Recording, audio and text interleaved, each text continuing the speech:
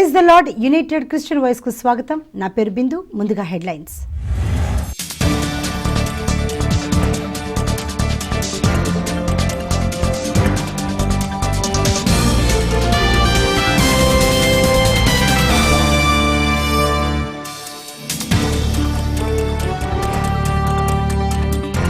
మూడు నెలల్లో బోకో హరాంను సమూలంగా అణిచివేస్తామన్న నైజీరియా అధ్యక్షుడు.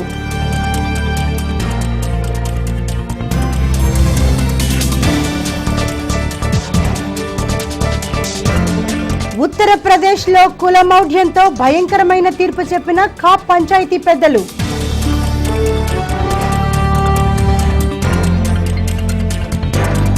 దేవునికి మహిమకరంగా 50,000 మందితో కల్వరీ ప్రత్యక్షత మినిస్ట్రీస్ 3వ వార్షికోత్సవ వేడుక.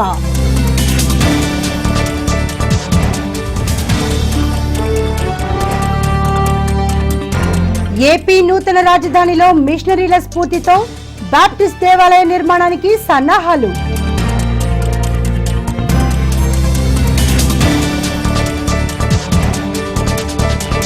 ఉగ్రవాదం వైపా లేక మానవత్వం వైపా చెప్పాలని పాక్ ను సూటిగా ప్రశ్నించిన ప్రధాని మోడీ.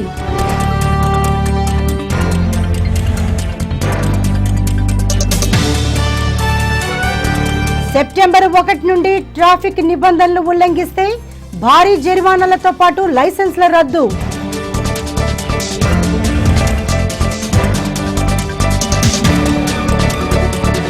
రూపాయి నోట్లపై పేరుకుపోతున్న బ్యాక్టీరియా వైరస్లతో అనేక రోగాల వ్యాప్తి.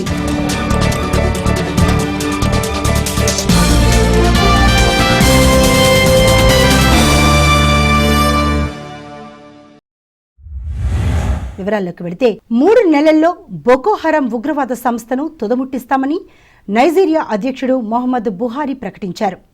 13 ఏళ్ల క్రితం పుట్టుకొచ్చిన ఈ బోకో హరాం ఉగ్రవాద సంస్థ దేశంలో అనేక అరాచకాలను సృష్టించింది.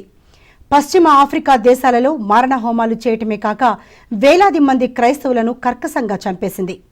అనేక మంది బాలికలను కిడ్నాప్ చేసి బలవంతంగా సెక్స్ బానిసత్వానికి వాడుకుంది. నైజీరియాను ప్రధాన స్థావరంగా చేసుకుని భయంకర అరాచకాలు సృష్టిస్తున్న ఈ సంస్థ తరువాతి కాలంలో ఇస్లామిక్ రాజ్య స్థాపనే ధ్యేయంగా ఉగ్రవాద కార్యకలాపాలు చేస్తున్న ఐసిస్తో చేతులు కలిపింది. నైజీరియాలో సగానికి సగం క్రైస్తవులున్నారు. ఈ సంస్థ ఆగడాలతో దేశంలో శాంతి భద్రతల పరిస్థితి చేయి దాటిపోయింది. ఈ నేపథ్యంలో అధ్యక్షుడు బుహారీ జాతీయ భద్రతా సలహాదారు రిటైర్డ్ మేజర్ జనరల్ బబగానా ముంగోనోతో చర్చించి బోకో హరాంను అంతమొందించాలని సైన్యాన్ని ఆదేశించింది. ఈ పోరాటానికి సహకరించాలని చాద్, నైగర్, కెమెరూన్ లాంటి పొరుగు దేశాలను అభ్యర్థించింది. While commending the efforts of the armed forces of Nigeria so far, you need to brace up and continuously team up with other stakeholders to come up with a well-coordinated joint effort which will bring a desired end to this insurgencies in 3 months. In the course of carrying out this assignment, you must be accountable for all men and equipment placed under your command. Your troops' welfare should be uppermost in your mind. Take care of them and make available what is due to them. Concerted efforts should also be made to make judicious use of resources that are available to you in search for solutions to these challenges. On our own part, we shall be ready to give the needed resources to achieve this feat. ఇదే కనుక జరిగితే నైజీరియాలో క్రైస్తవులకు స్వేచ్ఛ లభించినట్లవుతుంది. ISIS క్రూరంగా మనుషులను చంపడంలో innovative thoughts కి కొదువు లేకుండా ఉంది. పీకలు కొయ్యటం, పెట్రోల్ పోసి సజీవ దహనం చేయటం, చిన్నపిల్లలతో చంపించటం, చికెన్ బాంబులతో విధ్వంసాలు లాంటి వాటితో ప్రపంచాన్ని ఎలా భయపెట్టాలో అలా భయపెట్టే ప్రయత్నాలు చేసింది ఈ ఐసిస్ ఉగ్రవాద సంస్థ. ఇప్పుడు సరికొత్తగా మరో నూతన అస్త్రాన్ని ప్రయోగించడానికి సన్నాహాలు చేస్తోంది. ఎయిడ్స్ వైరస్ ఎక్కించిన మానవ బాంబులతో యుద్ధానికి విరుచుకుపడబోతోంది. ఇప్పటికే 16 మంది మానవ బాంబులకు ఎయిడ్స్ వైరస్ ఇంజెక్ట్ చేసి సూసైడ్ ఎయిడ్స్ బాంబర్లుగా సిద్ధపరిచింది. వీరు జనసమ్మర్దమున్న లేక సైనిక స్థావరాలపై దాడికి దిగి వారిని వారే పేల్చేసుకుంటారు.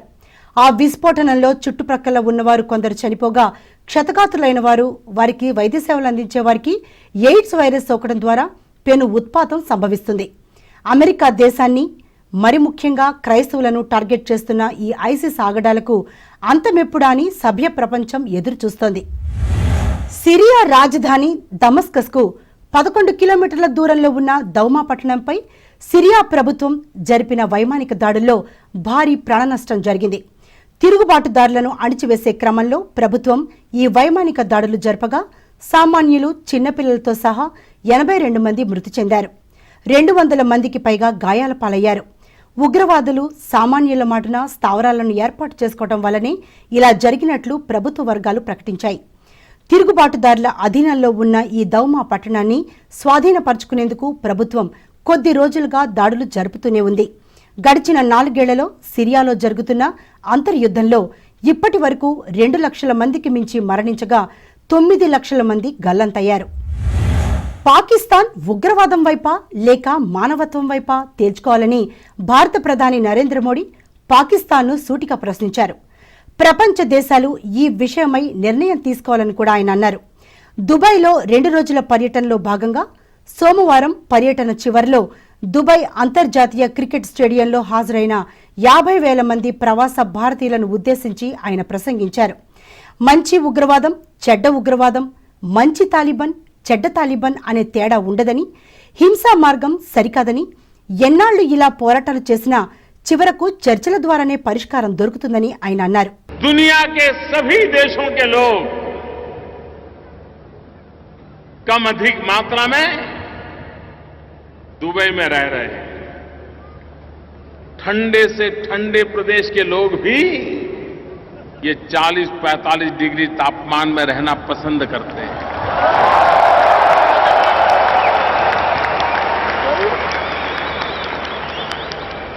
क्या ताकत दिखाई होगी इस देश ने, क्या मैग्नेटिक पावर पैदा किया होगा विकास के माध्यम से कि पूरा विश्व यहां आकर्षित हो जाता है.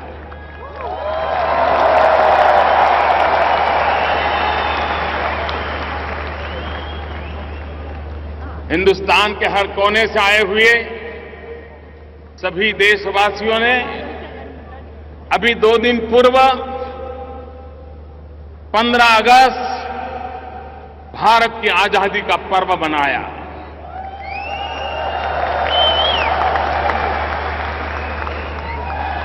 मैं भी आप सबको आजादी के पावन पर्व की अनेक अनेक शुभकामनाएं देता हूं.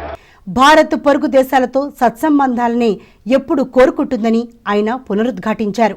ఇండో పాక్ చర్చలు జరగనున్న నేపథ్యంలో ఆయన ప్రసంగం అత్యంత ప్రాధాన్యతను సంతరించుకుంది. భారత్ పాకిస్తాన్ల జాతీయ భద్రతా సలహాదారుల సమావేశం ఆగస్టు 23న ఢిల్లీలో జరుగుతున్న నేపథ్యంలో ఉద్రిక్తత నెలకొంది. భారత జాతీయ భద్రతా సలహాదారు అజిత్ దోవల్తో పాకిస్తాన్ జాతీయ భద్రతా సలహాదారు సర్దార్ అజీజ్ సమావేశం ద్వారా ఇరు దేశాల ద్వైపాక్షిక సంబంధాలను గూర్చి చర్చ జరుగుతుంది. అయితే పాకిస్తాన్ గత వారంలో భారత సరిహద్దుల్లో కయ్యానికి కాలుదూతూ హద్దుమీరి కవ్వింపులకు పాల్పడుతూ సామాన్య పౌరులపై కాల్పులకు తెగబడింది. ఈ కాల్పుల్లో 6 భారత పౌరులు చనిపోయారు. మరో ప్రక్క కాశ్మీర్ వేర్పాటువాదుల నేత సయ్యద్ అలీషా గిలానీని సర్దార్ అజీజ్తో సమావేశమవ్వమని పాకిస్తాన్ ఆహ్వానం తెలిపి భారత్ హెచ్చరికలను ధిక్కరించి చర్చల ప్రక్రియకు ఆటంకాలు సృష్టించే ప్రయత్నం చేసింది. గత మంగళవారం పాకిస్తాన్ జాతీయ భద్రతా సలహాదారు సర్దార్ అజీజ్తో పాక్ ప్రధాని నవాజ్ షరీఫ్ సమావేశమై ఢిల్లీ సమావేశానికి సంబంధించిన కీలక అంశాలు చర్చించారు. न केवल लगातार आतंकवाद की घटनाएं घट रही हैं और गोलाबारी सीमा पर और एलओसी पर हो रहा है, बल्कि जब उनके हाई कमिश्नर को फॉरेन ऑफिस में यहां बुलाया गया तो उन्होंने उल्टे आरोप भारत के ऊपर लगाया कि आपकी तरफ से 70 बार गोलाबारी हुई है और आपने सीज फायर का उल्लंघन किया है. ఈ ఢిల్లీ సమావేశం ఇరు దేశాల ద్వైపాక్షిక సంబంధాలపై బలమైన ప్రభావాన్ని చూపే అవకాశం ఉంది. భారతదేశంలో కులమౌఢ్యం ఎక్కడో ఒకచోట ఏదో ఒక రూపంగా కోరలు చాస్తోంది. అధికారం వెలగబడుతున్న అగ్రవర్ణం అరాచకపు క్రీడలో దళిత వర్ణాన్ని తన అహంకారపు పాదాల క్రింద అణిచివేస్తూనే ఉంది. తాజాగా ఉత్తరప్రదేశ్లోని బాగ్పట్ జిల్లా ఖా పంచాయతీ తీర్పు సభ్య సమాజాన్ని సిగ్గుపడేలా చేసింది. వివరాల్లోకి వెళితే ఈ గ్రామానికి చెందిన రవి అనే దళిత యువకుడు అదే గ్రామానికి చెందిన జాట్ కులానికి చెందిన యువతిని ప్రేమించాడు. పెద్దలను ఎదిరించే ధైర్యం లేక వారు తమ ప్రేమను దాచేసుకున్నారు. అమ్మాయికి వేరే జాట్ అబ్బాయితో పెళ్లైంది. కానీ అమ్మాయి తన ప్రేమను బట్టి భర్తను విడిచిపెట్టి రవి దగ్గరకు వచ్చేసింది. ప్రేమికులిద్దరూ పోలీసులను ఆశ్రయించారు. ఈ సంఘటనతో కోపోద్రిక్తులైన బంధువులు గ్రామ పెద్దలకు జరిగింది తెలియజేశారు. దీనిపై గ్రామ పెద్దలు వింతైన తీర్పు చెప్పారు. రవి సోదరిని మూకుమ్మడిగా బలాత్కరించి ఆపై మసిపూసి నగ్నంగా ఊరంతా తిప్పాలని వారి తీర్పు సారాంశం. దీంతో ఆ కుటుంబం ఢిల్లీకి పారిపోయి సుప్రీంకోర్టును ఆశ్రయించి తమకు రక్షణ కల్పించాలని పిటిషన్ దాఖలు చేశారు. భారతదేశం లౌకిక దేశం అన్నమాట మరుగైపోయే పరిస్థితి కనిపిస్తోంది. పాలకులు తమ మతాహంకారాన్ని దేశ ప్రజలపై బలవంతంగా రుద్దడానికి ఎప్పటికప్పుడు ప్రతి అవకాశాన్ని ఉపయోగించుకుంటూ చాప కింద నీరులా విస్తరిస్తున్నారు. యోగాను ఇప్పటికే విద్యా సంస్థల్లో ఏకపక్షంగా జొప్పించేశారు. ఈ మధ్య పూణేలోని భారత చారిత్రక పరిశోధనా మండలి అధిపతిగా యల్లాప్రగడ సుదర్శనరావును నియమించారు. అయితే ఈయనకు చరిత్ర పరిశోధన నేపథ్యం ఉందో లేదో కానీ మత నేపథ్యం ఎక్కువ అంటూ ఆయన నియామకంపై ప్రముఖ ఆర్థిక శాస్త్రవేత్త, నోబెల్ బహుమతి గ్రహీత అమర్త్య సేన్ తన అభ్యంతరాన్ని వ్యక్తం చేశారు. ఇదే భావనను అనేక మంది ప్రముఖులు వ్యక్తం చేయడంతో నేటి నాయకత్వంలో మత భావజాలం ఎంత ప్రబలంగా ఉందో ప్రస్ఫుటమవుతోంది. డ్రైవింగ్ చేస్తూ సెల్ ఫోన్ మాట్లాడినా, మరే ట్రాఫిక్ నిబంధనలను ఉల్లంఘించినా ఇక నుండి భారీ జరిమానాతో పాటు 3 నెలల పాటు లైసెన్స్ రద్దు చేసే పనిష్మెంట్కు కేంద్ర ప్రభుత్వం తెరతీసింది. నిర్దిష్ట వేగాన్ని మించి వాహనాన్ని నడిపినా, సిగ్నల్ జంప్ చేసినా, డ్రైవింగ్ చేస్తూ సెల్ ఫోన్ మాట్లాడినా, మద్యం మత్తులో వాహనాన్ని నడిపినా, గూడ్స్ వాహనాల్లో ఎక్కువ లోడ్ వేసినా, గూడ్స్ వాహనాల్లో ప్రయాణికుల్ని ఎక్కించుకున్నా భారీ జరిమానా విధించడమే కాక వాహనదారుల యొక్క లైసెన్సును 3 నెలల పాటు రద్దు చేయనున్నారు. ద్విచక్ర వాహనంపై వెనక కూర్చున్న వారు కూడా తప్పనిసరిగా హెల్మెట్ ధరించాల్సి ఉంటుంది. దేశవ్యాప్తంగా అన్ని రాష్ట్రాలలో, కేంద్ర పాలిత ప్రాంతాలలో సెప్టెంబర్ 1 తేదీ నుండి ఖచ్చితంగా ఈ నిబంధనలను అమలు చేయాలని కేంద్ర ప్రభుత్వం ఆదేశాలు జారీ చేసింది. వాహనదారులు జరభద్రం. డబ్బుతో అన్ని కొనొచ్చు, చివరకు వ్యాధులను కూడా అని నిరూపిస్తున్నారు ఢిల్లీలోని centre for scientific and industrial research మరియు institute of genomics and integrative biology సంస్థలు. ఈ సంస్థలు సంయుక్తంగా రూపాయి నోట్లపై జరిపిన పరిశోధనలో భయం గొలిపే ఆసక్తికరమైన సంగతులు బహిర్గతమయ్యాయి. దేశంలో మనం వాడుతున్న రూపాయి నోట్ల మీద 70% ఫంగస్, 9% బ్యాక్టీరియా, 1% వైరస్ పేరుకుపోతున్నాయని బయల్పడింది. దీనితో రూపాయి నోట్ల వాడకం ద్వారా చర్మ వ్యాధులు, ఉదరకోశ వ్యాధులే కాక టీబీ లాంటి ప్రమాదకరమైన వ్యాధులు కూడా సంక్రమిస్తున్నట్లు పరిశోధనలో తేలింది. ముఖ్యంగా 10, 20, 100 నోట్ల మీద ఈ రకమైన వ్యాధికారక క్రిములు ఎక్కువగా ఉన్నట్లు గుర్తించడం జరిగింది. అంటే రూపాయి నోట్లను చలామణి చేసిన తరువాత చేతులు శుభ్రంగా కడుక్కోవటం ఎంతైనా అవసరం. ఆస్ట్రేలియా లాంటి దేశాలలో ప్లాస్టిక్ కరెన్సీ వాడడం ద్వారా ఇలాంటి సమస్యలను అధిగమించగలిగారు. నెల్లూరులో ఆగస్టు 17వ తేదీన బీసీ ఆసుపత్రి ప్రాంగణంలో ప్రఖ్యాత బాప్టిస్ట్ మిషనరీ విలియం కేరీ 254వ జయంతి వేడుకలు ఘనంగా నిర్వహించారు.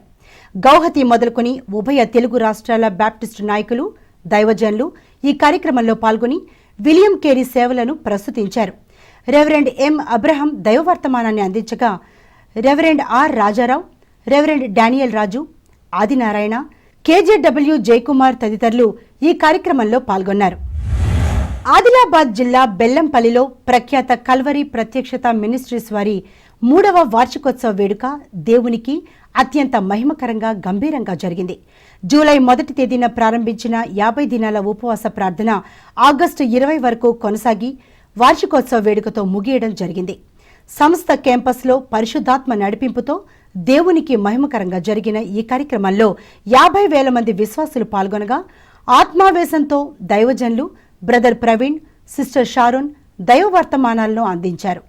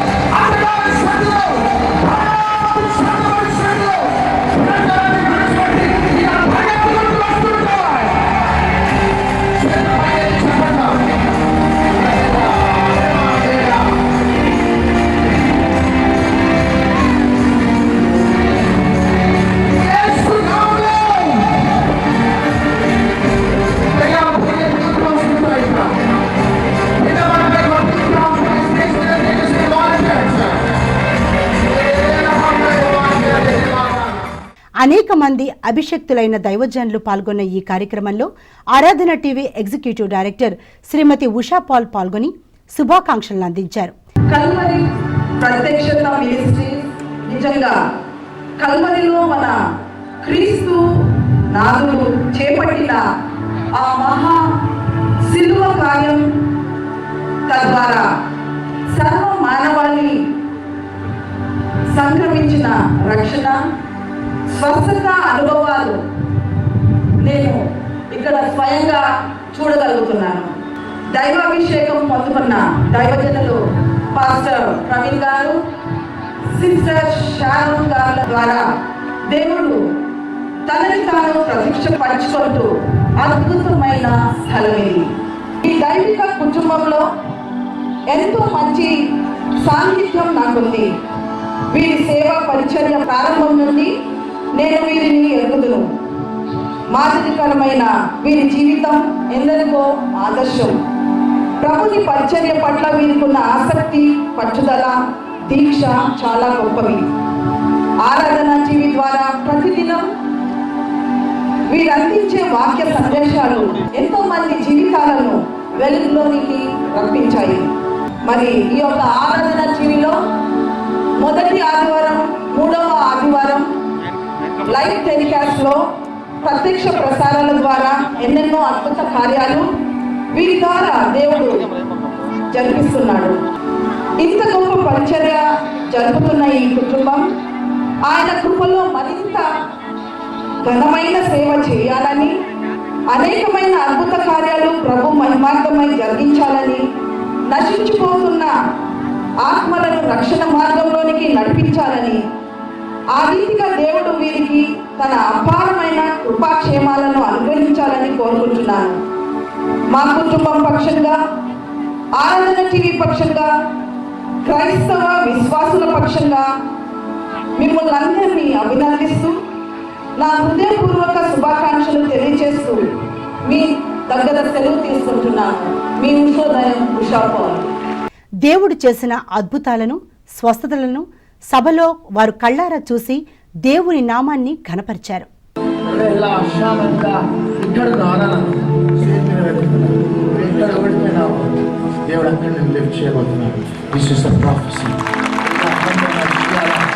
ఎందుకంటే నన్ను బెల్లంపల్లి పట్టణానికి తీసుకుని వచ్చి ఒక కెరటం లాగా లేపిన ఆ నజరేయుడైన యేసు ఇంకా బ్రతికే ఉన్నాడు. ఆయన బ్రతికే ఉన్నాడు.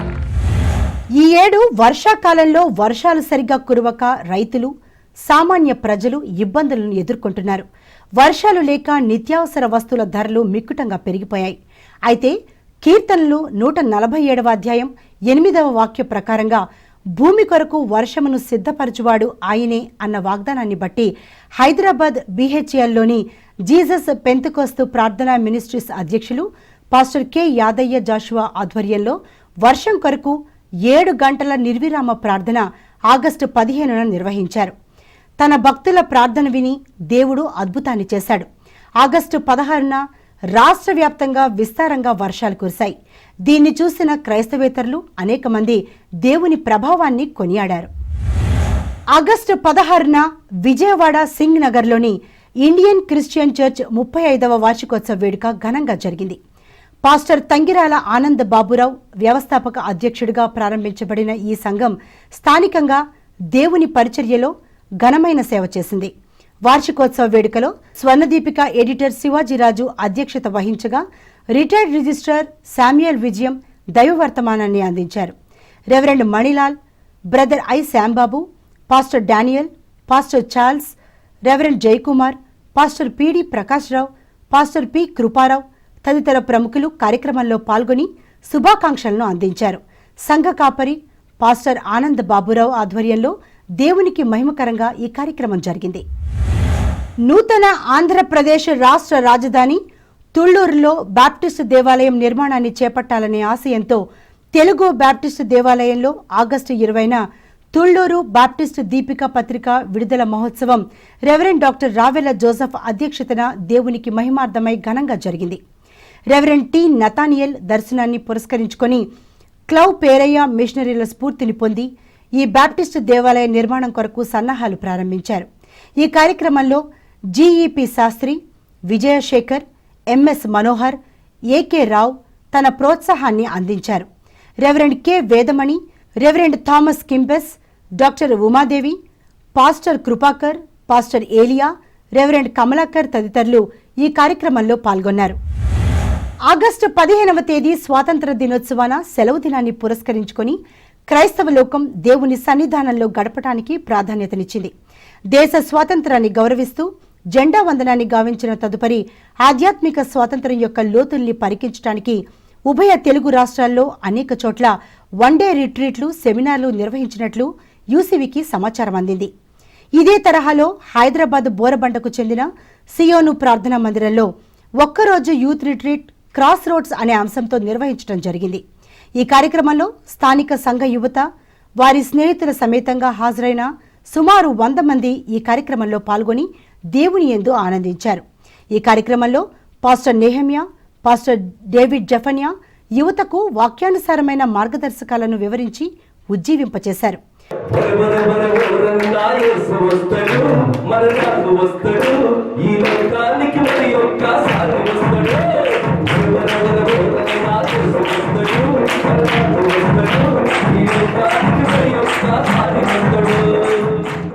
పాస్టర్ ఈ విజయ్ కుమార్ ఆధ్వర్యంలో ఈ కార్యక్రమం దేవునికి మహిమకరంగా జరిగింది. హైదరాబాద్ ఖైరతాబాద్లోని దమస్కస్ చర్చ్లో దమస్కస్ యూత్ ఫెస్టివల్ జరిగింది. Reverend Paul Karunakar, KS Prakash, reverend Thomas Raju పాల్గొన్న ఈ కార్యక్రమంలో యువత ఆసక్తికరంగా పాల్గొని వాక్యం ద్వారా, సాంస్కృతిక కార్యక్రమాల ద్వారా దేవునిలో ఆనందించారు. ఈ మధ్య కాలంలో యెరూషలేము యాత్ర చేయాలన్న ఆశ చాలా మందిలో కలుగుతోంది. ఆ ఆశను సాఫల్యం చేసుకునేందుకు గాను ముందుగా కొన్ని విషయాలు తెలుసుకోవటం అవసరం. ఈ సందర్భంగా తలెత్తే మీ సందేహాలన్నీ తీర్చుకోవటానికి ఆరాధన హోలీ ల్యాండ్ టూర్స్ ను సంప్రదించండి. నిర్మాణాత్మకమైన అవగాహన పొంది యెరూషలేము యాత్ర చేయండి. సెప్టెంబర్ 15వ తేదీన ఆరాధన హోలీ ల్యాండ్ టూర్స్ 24వ బృందం యెరూషలేం యాత్రకు సంసిద్ధంగా ఉంది. ఈ బృందానికి సంబంధించి అన్ని ఏర్పాట్లు పూర్తయ్యాయి. సీట్ల బుకింగ్ కూడా ముగిసింది. తర్వాతి బృందం 25వ బృందం ఆరాధన Holi land tours silver Jubilee బృందం. ఈ సిల్వర్ జూబ్లీ బృందం అక్టోబర్ 9న హోలీ ల్యాండ్ యాత్రకు సంసిద్ధమవుతోంది.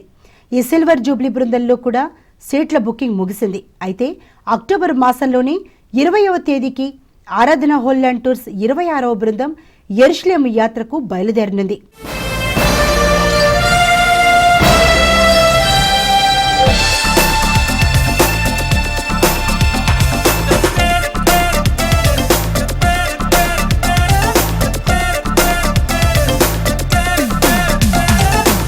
ఆనంద యాత్ర, ఇది ఆత్మీయ యాత్ర. ఈ బృందంలో అతి కొద్ది సీట్లు మాత్రమే ఉన్నాయి కనుక పాస్పోర్ట్ ఉన్నవారు తక్షణమే సీట్ రిజర్వేషన్ కొరకు, టూర్ వివరాల కొరకు 7702 774477 7702 777787 నంబర్లలో సంప్రదించండి.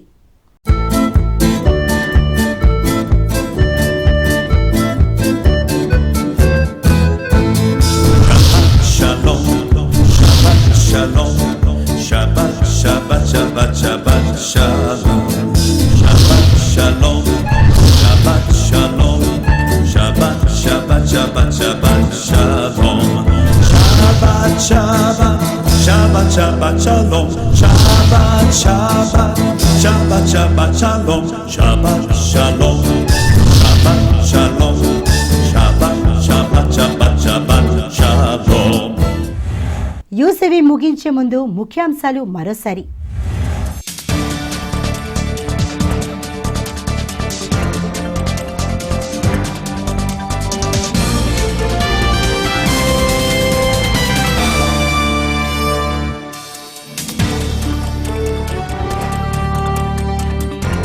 మూడు నెలల్లో బోకో హరాంను సమూలంగా అణిచివేస్తామన్న నైజీరియా అధ్యక్షుడు.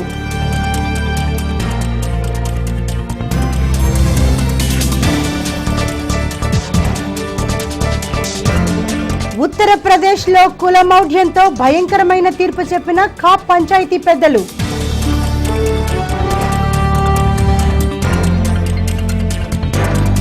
దేవునికి మహిమకరంగా 50,000 మందితో కల్వరి ప్రత్యక్షత మినిస్ట్రీస్ 3వ వార్షికోత్సవ వేడుక.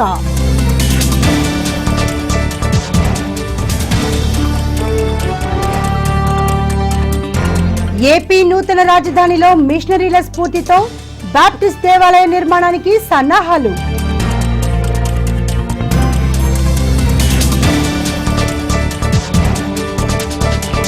ఉగ్రవాదం వైపా లేక మానవత్వం వైపా చెప్పాలని పాక్ను సూటిగా ప్రశ్నించిన ప్రధాని మోడీ.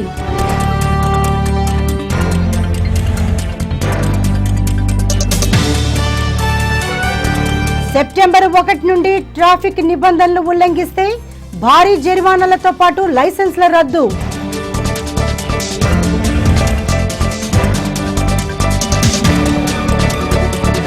రూపాయి నోట్లపై పేరుకుపోతున్న బ్యాక్టీరియా వైరస్లతో అనేక రోగాల వ్యాప్తి.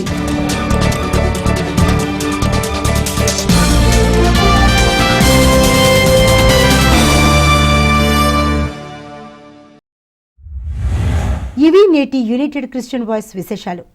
ఫ్రాంక్లిన్ పుల్లా ఫౌండేషన్ సమర్పిస్తున్న ఈ కార్యక్రమంపై మీ అమూల్యమైన సలహాలు సూచనలు మాతో పంచుకోండి.